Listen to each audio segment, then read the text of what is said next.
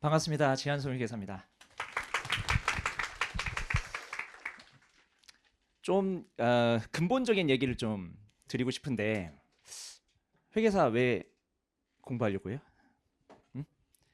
여러분 회계사 왜 공부하려요? 제가 지금 회계사 14년 차거든요. 그러면 제가 그때 공부했을 때 그 동기랑 지금 여러분들이 회계사를 공부하는 동기가 너무 궁금한 거예요. 왜 회계사 공부해요? 자본주의 파수꾼? 아니죠. 저도 아니었거든요. 주변에 남들이 하니까. 그리고 자격증 따면 먹고 사는데 지장 없을 것 같으니까.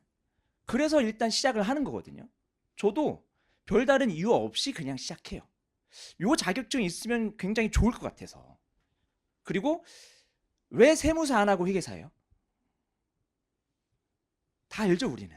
응? 세무사보다 회계사가 좀 더 좋아 보이니까. 뭔진 모르겠는데 세무사가 하는 업무보다 회계사가 하는 업무가 더 많은 것 같아. 그러면 여러분들이 잘 느끼고 있는 거잖아요, 그런 것들은. 그렇죠? 그러면 어, 왜 그러니까 동기는 중요하지 않습니다. 어쨌든 나중에 회계사가 되면 갑자기 자본주의 파수꾼이 돼요. 스스로. 그러니까 공부 수험생일 때 자본주의 파수꾼이라고 생각하면서 공부하는 사람은 본 적이 없어요. 그냥 자신의 그 미래를 위해서, 성공을 위해서 그렇게 공부하는 사람들이 거의 뭐 대부분이고, 나중에 회계사가 돼서 뭔가 사회를 위해서 일하려고 하지. 그러니까 초반에는 그냥 여러 가지 동기들을 가지고 공부를 하실 건데, 왜 회계사예요? 왜? 응? 왜 회계사일까? 상경직 그 전문직 그 전문 자격증 중에 가장 최고봉입니다. 그렇죠? 경제 직렬에서. 물론 행시가 있어요. 행시가 있긴 하지만 그래도 여기 민간 기업으로 가는 그 와중에서의 자격증 최고봉이 회계사 자격증입니다. 저도 여러분 선배고요. 이제 선배가 될 거죠. 여러분들이 회계사 되면 제가 선배가 될 거예요. 그리고 저보다 더 오래된 선배들도 계시고, 저는 14년 차밖에 안 돼요. 여기 더 많은 연차를 가지고 계신 분이 계시고. 그러니까 어쨌든 여러분들이 회계사를 준비를 할 때 더 높은 그 어떤 위치에 가기 위해서 공부를 하는 건데, 세무사가 하지 않는 업무가 두 가지가 더 있습니다. 그러니까 여러분들이 회계사 공부하겠죠? 첫 번째 뭐예요? 그거는 공인회계사법에 있어요. 아무도 못해. 회계감사입니다. 회계감사. 그리고 세무자문이 있고요. 이 세무자문은 세무대리 업무라고 하는데, 세무자문은 세무사도 할 수 있고 회계사도 할 수 있습니다. 그 다음에 마지막 재무자문이에요. 여러분 회계법인 빅4 가고 싶죠? 빅4 어디에 있어요? 3일, 삼정, 한영, 안진. 매출 순서대로 얘기하시네. 어쨌든 3일, 삼정, 한영, 안진. 저는 KPMG 출신, 삼정 출신이고요. 그 빅4를 이제 가실 텐데 나중에 회계사 돼서 빅4의 예전에 매출은 감사가 7, 80%였고 세무랑 재무가 한 2, 30%였어요. 근데 최근에 재무관리 비중이 늘어났잖아요, 시험에. 회계법인에서의 매출에서 약 4, 50%가 재무자문입니다. 적은 데는 30%고 많은 데는 4, 50까지 가요. 그리고 회계감사 비중은 그거는 베이스로 깔고 가고요. 그다음에 세무자문 있고 재무자문이 있는데 재무자문 비중이 늘어나고 있어요. 늘어난다는 것은 할 일이 회계사가 된 다음에 재무자문으로서 할 일이 되게 많다는 거거든요. 그래서 여러분들이 재무자문 할 때 저는 회계사 되고 회계감사를 단 한 번도 해본 적이 없습니다. 재무자문만 했어요. 딜 쪽에만 있었습니다. 딜 쪽에만 한 6, 7년 정도 있었는데, 그러니까 재무자문만 쭉 한 사람이거든요. 그러니까 사실 회계사 자격증을 가지고 재무자문으로 뛰어들 수도 있는, 회계감사도 할 수 있는데 재무자문도 할 수 있는 거예요. 그리고 재무자문 시장이 점점 커지는 거고, 재무자문은 딱 뭐 대단한 건 아니고 기업을 사고 파는 그 시장에서 중간에서 도움을 주는 역할을 하는 거거든요. 그러니까 기업을 사고 파는, 물건을 사고 파는데 그게 기업인 거예요. 기업을 사고 파는 과정에서 중간에 도움을 주는 건데, 그거를 할 수 있는 과목입니다.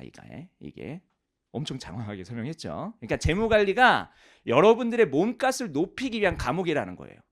그래서 어렵습니다. 몸값을 올리려면 어려운 걸 해내야 돼. 근데 재무 관리는 엄청 어려워요. 그런데 아까 김연아 선생님 말씀하셨지만 우리 친해요. 김연아 선생님 말씀하셨지만 논리 그리고 수리적 기법으로 한 논리 있죠. 이게 되게 중요하니까 재무 관리를 잘하려면 뭘 잘해야 될까? 수학을 잘해야 될 것 같아요.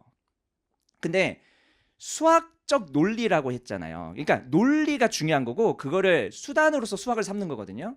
그러니까 논리가 더 중요한 건데 그 논리가 간단하게 좀 얘기를 해볼게요. 비 오면 우산 씁니다. 그렇죠? 우산 쓰면 비 와요? 이런 게 논리죠. 원인과 결과. 그런데 가끔 공부하다 보면 아니 우산 쓰면 비 올 수도 있지 라고 생각할 수도 있을 것 같아요. 막 이런 예외적인 상황을 막 가져다가 내가 우산 쓰면 비가 계속 와. 무릎이 시리면 비가 와. 이런 식으로. 그러니까 비논리적인 접근 방법을 수험생활 하면서도 하는 경우가 되게 많아. 그런 것들을 이제 여러분들이 공부를 하면서 잡아나가는 거예요. 그게 재무관리에서 특히나 그리고 경제학에서도 특히나 요구됩니다.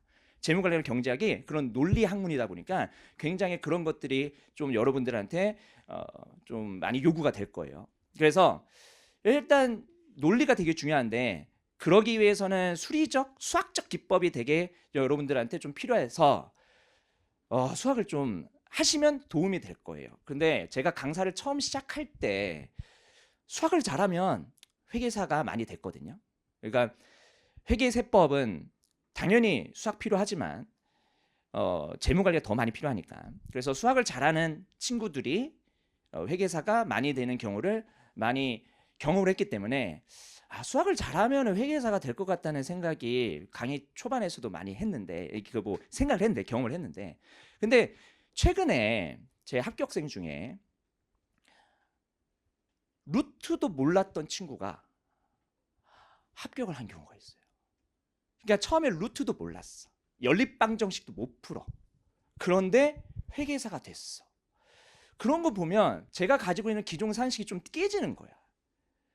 그런데 여러분 그건 예외잖아요. 예외잖아요. 그 예외에다가 베팅을 할 수는 없는 부분이지만 근데 충분히 그런 것도 가능하구나라는 생각을 하게 됩니다. 그럼 그 친구는 어떻게 해서 그거를 극복해내겠는지 앞에 선생님들 좋은 얘기 말씀해 주셨잖아요. 암기. 그 친구는 몰라. 그냥 다 암기했어요. 몰라. 그러다가 공부하다가 이제 연립방정식도 배우고 루트도 배우고 그러면서 수학적 공부를 하면서 결국은 초시로 합격하고 그 다음에 재무관리 1류 띄우고 재무관리 1년 동안 공부해서 합격합니다.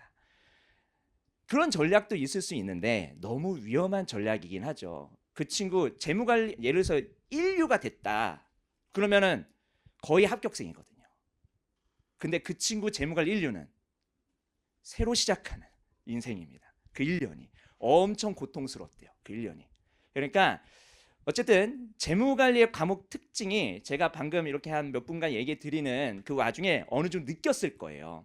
그런데 일단 부딪혀 봐야 될 거 아니에요. 그러니까 여러분 여기 설명회 온 것도 일단 부딪혀 보려고 온 거 아니겠습니까? 그러니까 와서 이런 것들 막 부딪혀 보고 하다가 한계가 오고 그 한계를 계속 뛰어넘는 내 자신을 계속 경험해 나가면서 최종적으로 회계사가 되는 겁니다. 근데 그 한계에 봉착했을 때 그거를 포기하고 떨어지는 사람들이 이제 거의 대다수가 되는 거고 그 한계에 다다랐을 때 그걸 계속 넘기는 사람들이 이게 회계사가 되는 거니까 결국은 저는 좋은 회계사가 많았으면 좋겠거든요. 사회에. 그래서 여러분들이 꼭 열심히 공부해서 좋은 회사가 되겠다는 그런 마음가짐을 좀 가지시고 기본에 충실하게 그리고 논리적으로 그리고 이해하면서 최종적으로는 싹 다 암기해야 되고 그런 식으로 그냥 하루하루 열심히 이렇게 공부하면서 끝까지 살아남았으면 좋겠습니다. 기본반 살아나는 것도 되게 힘들어요.